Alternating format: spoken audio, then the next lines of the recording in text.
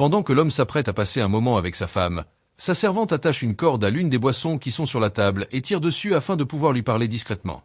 Elle fait comprendre à son patron que sa femme veut l'empoisonner. Mais l'homme n'arrive pas à y croire.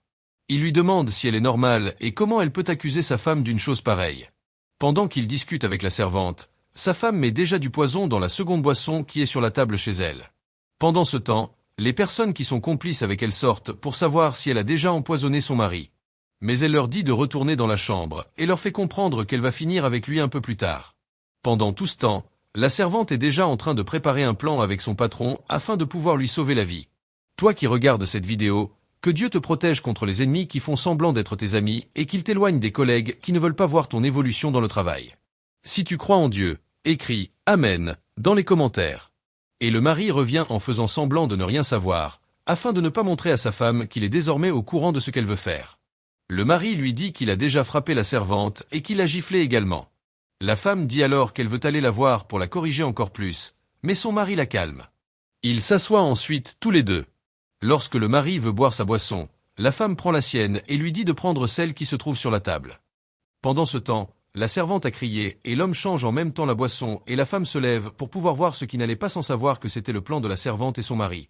Mais sa femme ne se doute absolument de rien. Elle ignore que son mari vient de changer les boissons.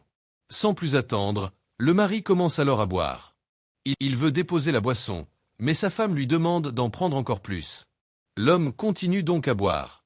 Puis, il commence à tousser pour faire croire qu'il a réellement bu du poison. Ensuite, il se met à crier « Mon ventre! Mon ventre !»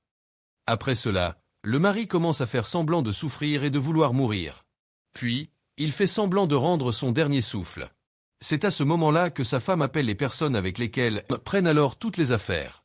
Après leur avoir donné tout ce qu'elle a apporté, la femme réclame sa part pour le travail qu'elle a accompli. Mais l'un des deux hommes lui ordonne de se taire et lui dit qu'elle n'aura rien. Pendant ce temps, le mari a déjà ouvert les yeux, mais personne ne fait attention à lui. Les deux hommes commencent ensuite à menacer la femme. Ils lui disent que si elle essaie de raconter quoi que ce soit à quelqu'un, ils diront à tout le monde que c'est elle qui a tué son mari. Ils commencent alors à la menacer davantage. Ils lui demandent même ce qui est arrivé à leur ami, comme s'il n'était absolument pas responsable de ce qui venait à peine de se passer. Ils commencent donc à faire semblant de ne pas être ceux qui lui avaient demandé d'empoisonner son mari. Mais au moment où ils commencent à la menacer, le mari se lève. Il touche alors ses deux collègues pour leur faire comprendre qu'il n'est pas mort. Lorsqu'ils sentent sa main sur eux, les deux hommes sont complètement terrifiés. La femme, elle aussi, est extrêmement surprise. Le mari essaie de récupérer ses affaires chez ses collègues et l'un d'eux affirme qu'il l'aidait, car sa femme essayait de mettre fin à sa vie et de fuir avec ses biens. Le mari, étant désespéré par leur acte, essaie de leur rappeler les biens qu'il leur avait déjà faits. Il déclarait à l'un d'eux qu'il lui avait donné 50 millions quand il avait besoin de cela pour ses affaires, et il dit au second qu'il avait aussi vendu 2 de ses importants terrains pour le faire sortir de prison. Le mari leur demande alors s'il leur avait déjà fait quelque chose de mauvais. Ils répondent que non. Il regarde ensuite l'homme qui se trouve à côté de lui et lui dit qu'il lui faisait confiance et qu'il ne pensait pas qu'il pouvait être quelqu'un comme ça. Le mari se tourne ensuite vers son deuxième collègue et lui fait comprendre qu'il ne pensait pas non plus que celui-ci pouvait vouloir sa mort et son échec. Il retourne ensuite auprès de sa femme. Il lui dit qu'elle a voulu le tuer à cause de ses collègues, uniquement pour pouvoir prendre son argent, malgré tout ce qu'il faisait pour elle et tout ce qu'il lui donnait. Pendant ce temps, les deux collègues commencent à parler entre eux. Le mari leur annonce alors qu'il va mettre fin à toutes les relations qui existent entre eux et qu'il ne veut plus les avoir dans sa vie. C'est à ce moment que les deux hommes commencent à s'excuser auprès de lui. Mais le mari refuse leurs excuses. Il leur fait comprendre que s'il était réellement mort, ils auraient simplement continué leur vie sans lui.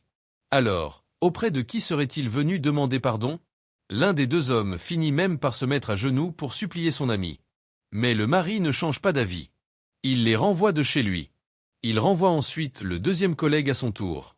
Après cela, il retourne auprès de sa femme et lui demande ce qui l'a poussé à faire une chose pareille. La femme s'excuse et lui dit que tout cela est l'œuvre du diable. Elle explique ensuite à son mari qu'elle a accepté de le faire parce que ses collègues lui avaient promis de la faire voyager si elle le tuait. Il lui avait promis qu'elle partirait à l'extérieur du pays et qu'il lui paierait même le billet d'avion. Après avoir entendu ces explications, le mari prend la décision de la renvoyer de chez lui. Il lui dit d'aller chez ses parents. C'est à ce moment que la servante intervient. Elle dit à la femme de partir parce que son patron est déjà très énervé. Alors que la femme s'apprête à partir, la servante veut encore la retenir afin de lui demander pardon à son patron. Mais son patron lui interdit de le faire. Le mari les laisse alors là et retourne dans la chambre. Mais avant de partir, la femme se retourne vers la servante. Elle la remercie d'avoir sauvé la vie de son mari. Elle reconnaît également qu'elle a été idiote et qu'elle n'aurait jamais dû accepter de faire une chose pareille. Elle commence alors à regretter profondément son geste et se met à pleurer. Pendant que la femme parle avec la servante, le mari crie depuis la chambre et demande à la servante d'aller chercher les documents et les sacs que les autres voulaient voler. Et c'est exactement ce que la servante fait.